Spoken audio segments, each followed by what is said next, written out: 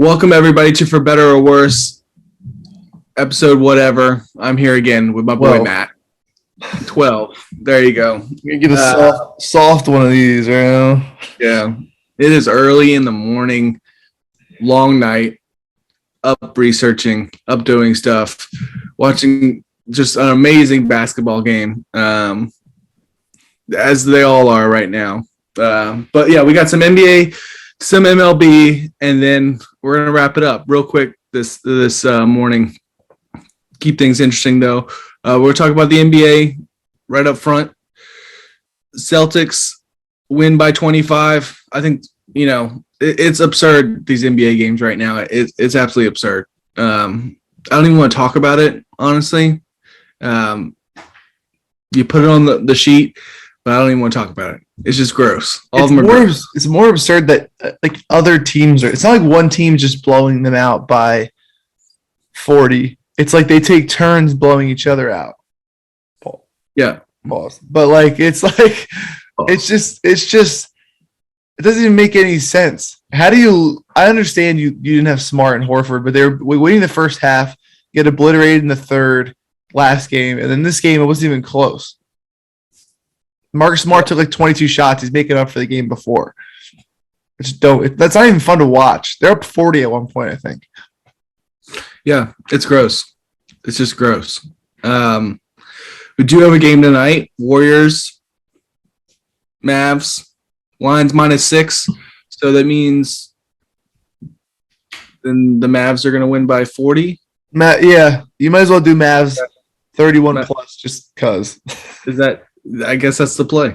I don't know if there's just no fight in these teams or what's the deal. After a certain point, they're just down by 15. They're like, oh, this is impossible. Let's just pack it up and wait till next game. I don't know. I'm trying to figure it out. I don't really care at this point. I don't know how. This is the most watched NBA series since 2011 or something they were saying. But after these last couple games, I don't know if that's true anymore. It can't be. It can't be. It just can't be. I mean, the Mavericks 11 plus is plus 1,000. There you go. That's not even you have to think if they're going to win, you might as well do 11 plus just because that's the way things have been going. When have we even had a down the stretch dagger? I can't figure it out. I honestly don't even think about it. It's just gross. It's been absolutely gross the entire time. But yeah, I mean, it's 1-1, I guess, in that other series, and we'll see about game 2 for the Warriors Mavs. Do you have any plays? Do you have any? I don't even know if I'm gonna watch the game. Well, I'll watch it because of Luka. That's the only reason I'll watch it for a little bit. Yeah, I mean, I don't think they get blown out like that again, but but the way things have been going, they probably will. One of these teams. Spencer Dinwiddie's points are still at what was it last night? Still 11.5, 12.5. He's still chucking up 5+ threes a game. So his 3-point line is 1.5 super juiced, but 3+ is plus 215. I would just do something like that. Have some fun with it. Don't go crazy. I thought these games were going to be the most fun to watch and find good spots, but even with the blowout, I had played personally and put it in one of those long shot parlays. It was Jaylen Brown, 25 points and Celtics to win, and he had 24 and they won because they were up 30, and it was just okay, it's just annoying. So I would find something like a Dinwiddie threes like we were talking about last time, or a Bullock threes, something like that, and just have some fun, sit back, relax. Yeah, I mean, he's looking at it now. It's 17, 30, and 15 points in the last 3 games. Definitely shooting more overall with 11 and 15 shots in the last 2. I don't disagree, especially if there's a blowout. He'll still get minutes, just in case that scenario happens. But yeah, I mean, unless you have anything else to add, I don't even want to talk about NBA right now. It's just gross. It's just gross. This is absolutely gross. I have something to admit to you, Matt. I didn't tell Matt this before the show, so we're going to talk about it right now, Matt. Zach Gallen. Zach Gallen last night. He betrayed you. He did. I bet. He did. Real bad. I bet it's under. Wow. I will say, I think he still should have got it. There were some brutal calls there. I was watching it and had it on my game day just so I could see where the zones were. I have some screenshots of some brutal missed strike three calls. I think he should have got it. Yeah. And they pulled him way too early. Yep. You were probably sweating. Huh? No, easy cash. No, it was not. He had 3 with 2 outs in the second. So I say it's easy cash because I took a nap and I woke up and it won. So just saying. He literally had 3 with in the first 5 outs. He had 3 strikeouts. And he finished with 4. I've learned my lesson and I'm betting unders now. I'm an unders guy. I bet unders. And I love the sweat. Don't have to go to the gym anymore. Not that I did in the first place. Come on, look at me. You're an unders guy until they adjust, and then it's like the unders get smaller and smaller. Because I feel like that's what happened. People's lines that were 4.5 jumped to 5.5. People's who are 5.5 jumped to 6.5. Mm-hmm. And now we're like, once people start catching on to what you're doing, it's gonna go back this way. We'll see. We will see. It's really the favorites that I've been targeting. So I'm 3-0 and unders the last 2 days. 2 public and 1 personal. What was the first one? Who was the first?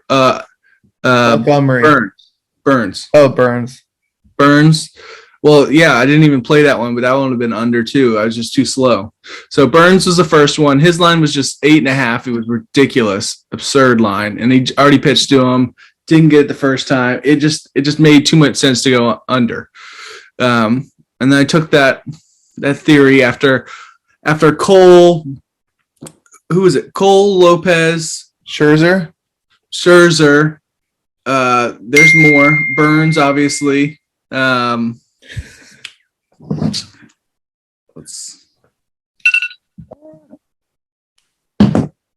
You caught it early this time. How do you always have your alarm on? But nonetheless, all those guys went clear under the day before, and then I was convinced me to start looking at the under. So yesterday, Montgomery, he was 5.5 at plus 125. I looked at that. I immediately started doing the research. I was about to bet it, dropped to minus 106. And then I was like, okay, let me write it up real quick. I write it up, goes up to 6.5 at minus 156. Okay, 6.5, and we're talking about the under still. And then in the matter of 2 minutes, all this is in like a 5-minute span, it drops back down to 4.5. I'm like, okay, well, I'm just not going to play anymore. I liked it, plus money, 5.5. Seemed nice. He hasn't got 6 all year. He's been right around that 4 and 5 range. But he did end up with 4. So it would have hit, or 3, something like that. Definitely under. Nonetheless, nonetheless, I moved on to that. And then, obviously, I saw Zach Gallen. I did that personally. But I did put out Yu Darvish on chalkboard. The second I put it out on chalkboard, I also saw that like 12 other people were on it. Just because the line, it was just too high, especially for him on the road. And then it went to like minus 156, so I didn't even have time to post it on Twitter. So nonetheless, that hit as well. And then looking at some stuff for today. So there's a couple things for today to keep this trend going. Wainwright was 5.5 yesterday. 5.5 at plus 102. It is currently 4.5 at minus 132. That's just over the night. He's got 5, 4, 2, 4, 3, and then the first couple games he did well. Again, this is versus the Marlins, Brewers, and Pirates, but 6, 7, 6. he's not a typical strikeout guy overall. And to get 5.5, he hasn't done it in the last 4 games. I like the number, especially at plus money. And obviously the line adjusted in my favor. Well, it was adjusted in my favor originally and then went away from me. So I feel even more confident now overall. And then, what do you think about the under? So what are your thoughts? I like the unders. I'm scared of when the line movement catches up and you can maybe even find like a happy place with like a over 3.5 or like a over 4.5 if it's crazy plus money odds. Like if you get an under 5.5 plus money and then over 4.5 plus money, I would just play both and hope he has 5. You know what I mean? Like those lines move so much.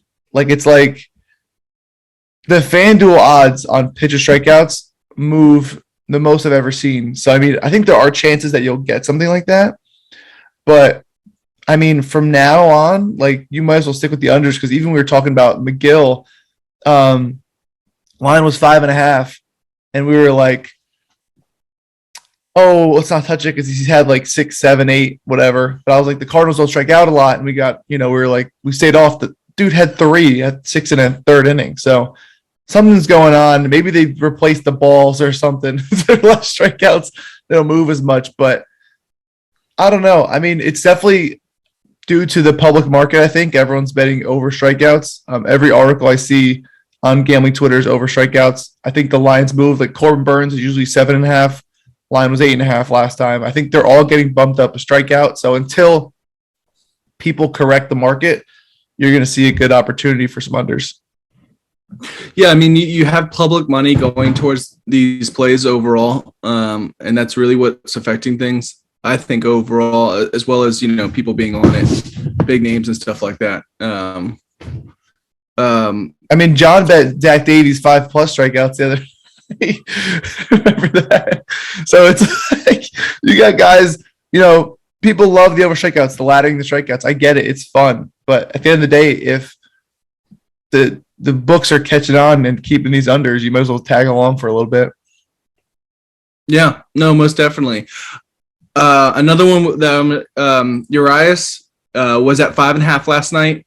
It was at plus 104, 5.5, and then it went to minus 106. I got it in, posted on Twitter and Chalkboard. It is now minus 146. They've kept the same number overall, but they did that on purpose. They're doing these on purpose, I believe. Like minus 156, it's not even playable. I don't even want to play it. Yeah, but it's also not going to like 4.5. He's only got over 6, once this year, and he's only gone over 82 pitches once this year. He's in the 70s and 80s twice this year.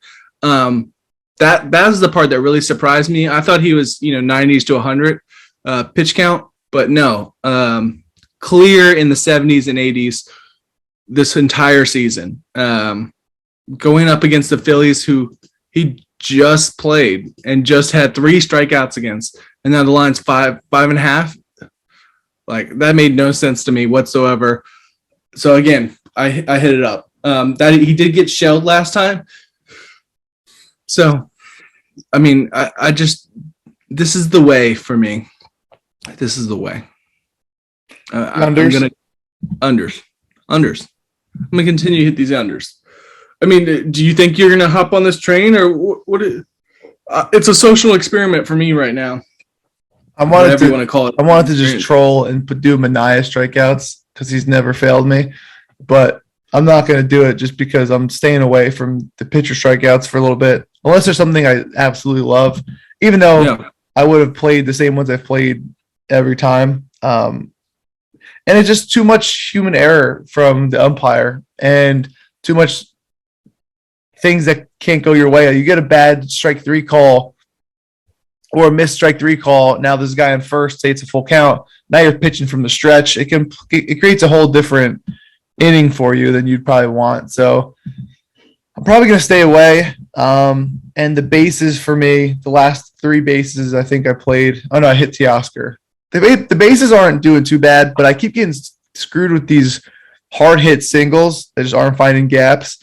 So I'm probably going to stay away from bases for a little bit. I may post what I would like, but I'm going to like stay back and relax a little bit just to see what happens because, the baseball season, we are, at least I am up 33 units, rough couple days. I'm not really going to change the system much. I'm just going to be more selective, I think, with who I'm playing and what matchup I'm in. But I'm going to see what's going on because it's not like I'm going 0 for 4 with whatever, these walks. Like even Aaron Judge yesterday, he had another chance to come up in the 9th. And because Rizzo got thrown out of the game earlier, Gallo was in, who's batting like negative 400. So they pitched around Judge just to face Gallo. But if Rizzo didn't get thrown out earlier, they wouldn't have pitched around him because Rizzo is up next. So it's just like stuff like that. It's just been stupid. Who was pitching? Wasn't it a position player or what? No, it was a scrubby reliever that they have. Oh, okay. So he's kind of cared. The other day, Buxton was up in the 9th, and the outfielder was pitching to him, and he threw 4 balls that were in different zip codes. That's how he did not want to touch him. And I was just like, you got to be kidding me. So it's like, I've just been, dumb thing after dumb thing. It's just kind of like, I'm going to wait it out a little bit. I'm still going to go back to him. Maybe when like the odds get better, it may just be worth it if it's plus money or not. Like Teoscar we hit 2 days ago is plus 100. So if the bases aren't like near those odds or better, I'm probably not going to play it. Yeah, I mean, if you're at plus money, you don't have to win as much. Not that you don't want to, but obviously that does come into play, and that's a whole different discussion as far as why I don't like these juice plays as much, just because you have to win more. Yeah, some of them aren't even worth the value. It's not good value overall in my head. That being said, I mean, I have an approach when times get a little tough overall, I just minimize my play and try to focus and, just regroup. It's especially in something like baseball, NHL, NBA, the season is so damn long that you have, if I take a break today, I'm still going to have like 7 to 13 games tomorrow. So it doesn't, it's not like I'm missing that much overall. I'm not doing home run props or, not betting a lot of huge underdogs or odds wise. So I'm not missing out on it. There's still going to be these good value plays every day of the week. You just got to find them. So yeah, you just take your time. That's yeah. I mean, I understand like my plays have been atrocious these last 2 days, but I only lost 4 units in baseball. And I got people like, oh, I got to lower my unit size. It's like, why? Because people don't know how to bet. It's just like that's because they have $400 in their account and they're betting $50 at a time. Yeah, it's like that's not what you should be betting. But you're obviously like either looking for the money or a casual gambler, or you just got to look long term. Especially going back to an MLB season, if you don't have some sort of slump during the whole season, I mean, awesome for you, but like it is. But you're also probably lying. Yeah. It's a long season, then stuff changes drastically. I think I'm gonna start adding maybe like if I like 2 players instead of doing both bases, I might add like both of them to get a hit because usually that parlay would be like minus 110, and that way it's like you just need them to get a hit. So if the single doesn't screw me, I did that before, had good success. Usually I don't like to do parlays.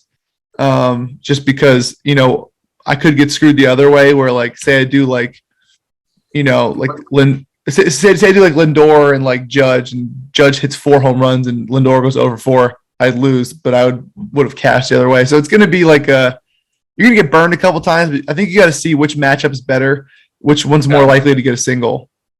Yeah, it's definitely a balancing act overall. But yeah, I mean, that's something you just got to, everybody's got to work on as far as being a successful gambler is, trying to balance the good with the bad and learn from your mistakes and continue to improve overall.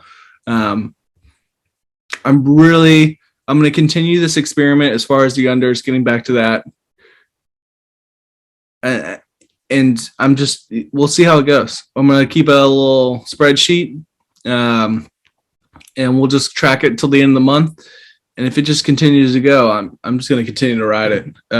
Especially with big old FD, they like to post their lines really early last night, and they were again off, just in the right direction for me now. But if I was looking at the over, I wouldn't even played it. I would have just ignored it. And that's something that I struggle with as well. Sometimes you get a fixed mindset. It's like, hey, I'm going to bet the over. I'm going to bet the under, and you got to look at more the line and the player itself, and then just be open-minded as to which way you want to go, depending on that number. Don't have a fixed mindset going into it. Not that I am now, but these lines are saying, they're just inflated at this point based off of performances. And I really want to see, as far as, I wish I could, need to find a website to track strikeouts year to date, because they are down. They are down. Home runs are down. Strikeouts are down. I mean, yeah. I want to get one of the baseballs from last year and the baseballs from this year, and just throw them, see, weigh them, and see what the difference is. There's something. I mean, you got some good money on over 4.5 from Wainwright. You could probably find a happy medium there and just root for 5. That'd be so much fun. Just like it would be, but I'm a man of integrity, and like I said, I promise to only do unders the rest of the month. So there's only 11 days left. Exactly. So in 11 days, I'll reconsider and look at everything and go from there. That being said, the under is very fun to bet. I think it's more fun than the over. Oh yeah, more fun. So much more sweaty. I can't do it. Yes. Like if I bet it under in a hockey game, every time they shoot, I'm like, It's like the rush again. Even no matter what I'm betting, it's the rush is back. It's just inject that right in my veins. Put it in there.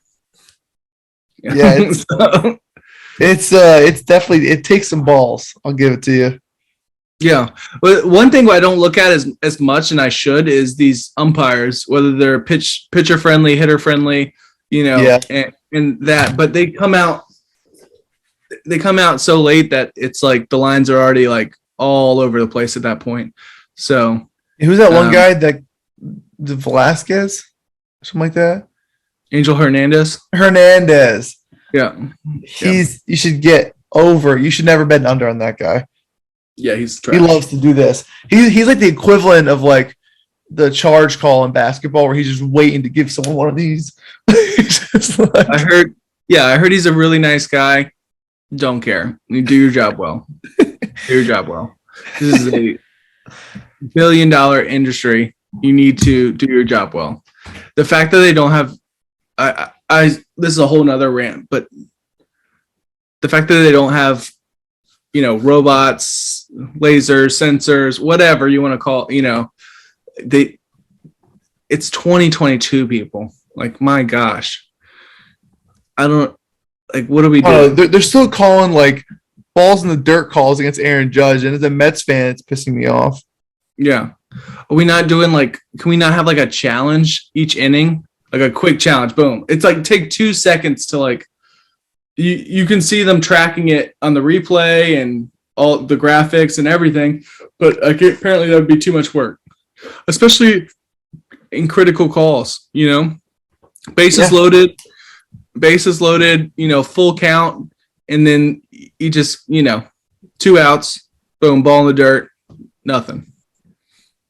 Yeah, I don't know why the challenges take so long. It shouldn't be the umpire has to go to the thing, call the guy. It should just be a guy that's like, no, it wasn't.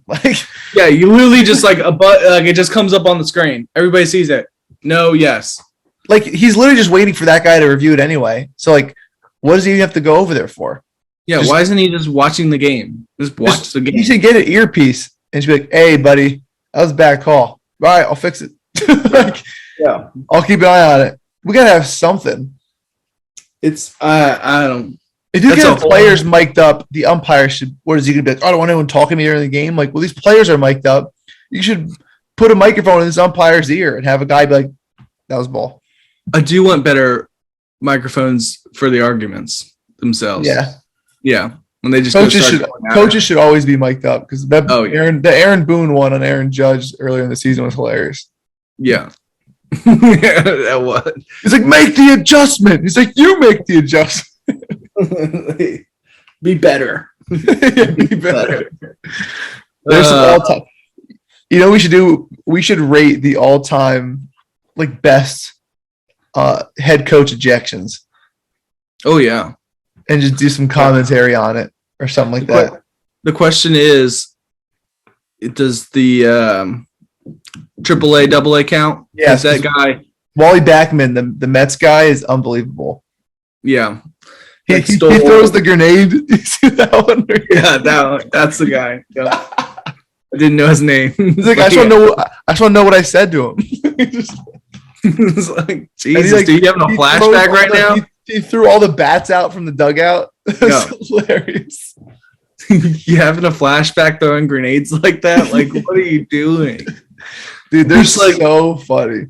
Oh my god! I don't even know what makes them do that. Like Terry Collins for the Mets, it was in it was NLCS or NLDS when the Mets played the Dodgers, and Chase Utley slid into second base to avoid a double play. But like, say second base was here, he slid like here, took out Ruben Tejada, broke his leg, took him out of the whole playoffs. The Mets were pissed. They were like, this guy should be fined because he slid in another zip code, like I said before.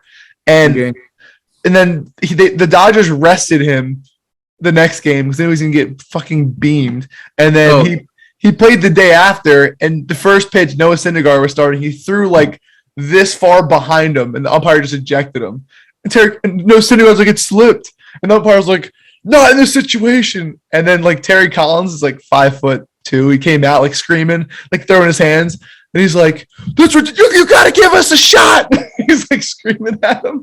And the umpire's like, our ass is in the jackpot. Like they say the weirdest shit. Like, what does that even mean?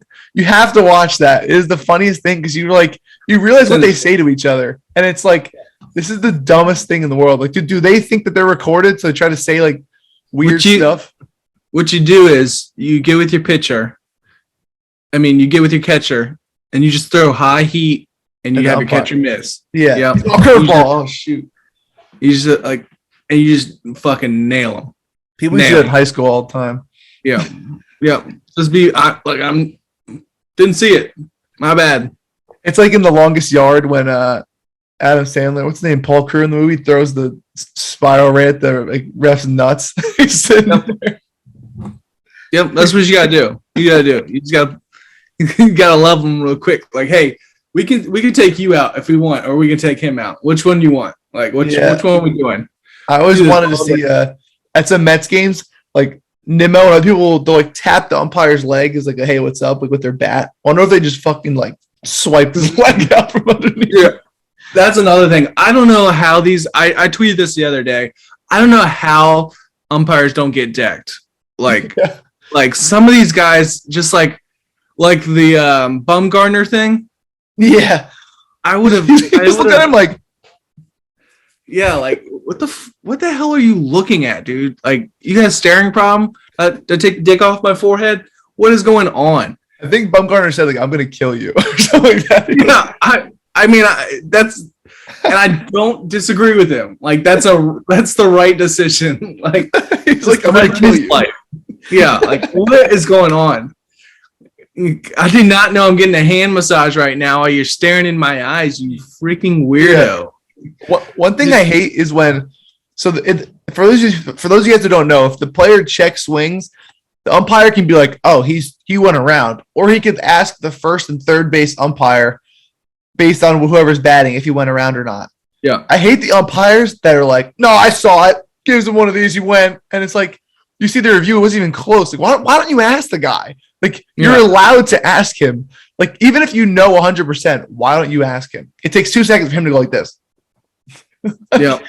I despise that. It's like a God complex or like a power issue. If they want to do the strike, let them do the strikeout, you know? It's just so dumb. No, it's very, as an unders man, I agree with you. It's very dumb, you know? But that's because I'm an unders guy. But, you know, no big deal. No big deal. It's so dumb. We're gonna. I kind of want to do an overs parlay just to see. You should do an overs under parlay of every pitcher. I've been trying to track them, and I fell asleep last night. I was going to try to track the unders versus overs versus the line itself, what came out. But yeah. Well, I'll do that today. Well, probably Saturday.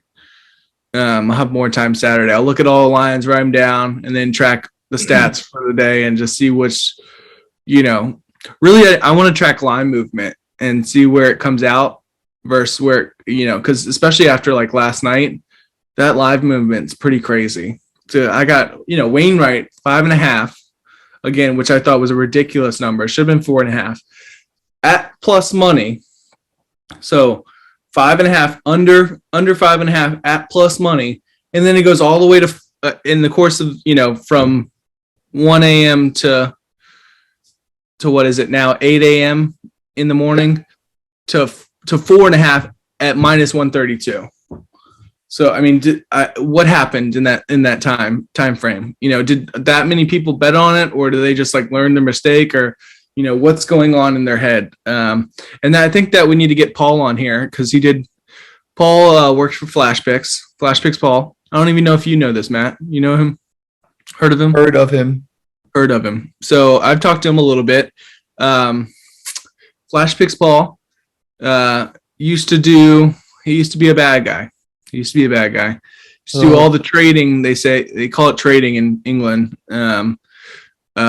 For books in England. So he made the lines and adjusted them accordingly.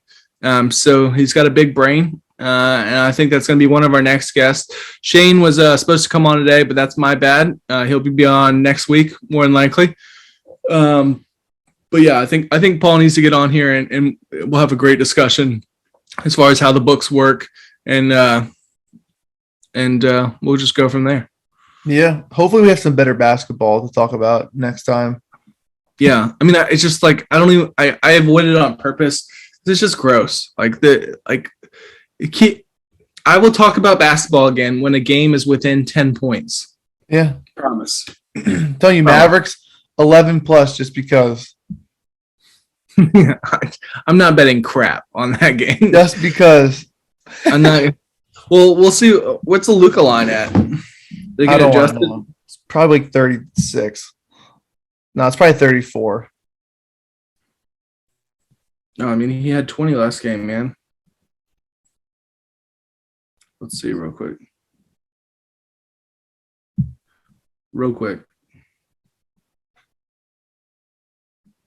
Do you see it? I ain't got no service. Who cares? Well, I don't know if you have anything else for today's episode. Nice little quick one. Talk about some MLB. And that gross NBA. Yeah, I will say, stick with me. We're going to right the ship. We will right the ship. Oh, we love you. It's on me. Hold on. What's a good, I wanted to do this. This was the sum of my plays yesterday. Hold on.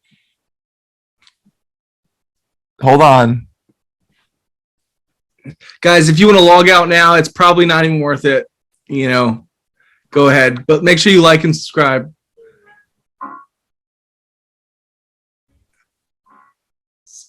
Oh my God. Okay. All right. Well, that's been our episode. That's been our episode. Thanks for joining us. You know what song that is? Yes, of course I know it's. Go ahead and like, subscribe, comment. And we'll see you again next week. All